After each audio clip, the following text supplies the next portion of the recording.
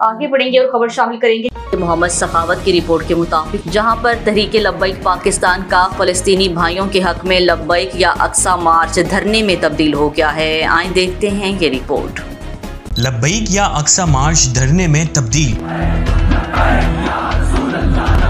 जब तक हमारे मुतालबात नहीं मान लिए जाते, हम यहीं फैजाबाद में बैठे हैं।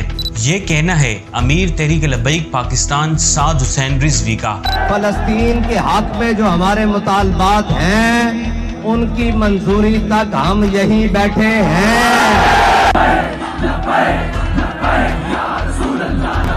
इस वक्त टीएलपी 3 मुतालबात लिए फैजाबाद पर बैठी है। पहला मुतालबा, इसराइली वजीर आजम नेतन्याहू को दहशतगर्द करार दिया जाए। दूसरा मुतालबा, पाकिस्तान में सरकारी सतह पर इसराइली मसनूआत का बायकॉट किया जाए। और तीसरा और आखिरी मुतालबा, फलस्तीन के मुसलमानों को फिलफोर ग़िज़ाई व तिब्बी इमदाद भेजी जाए।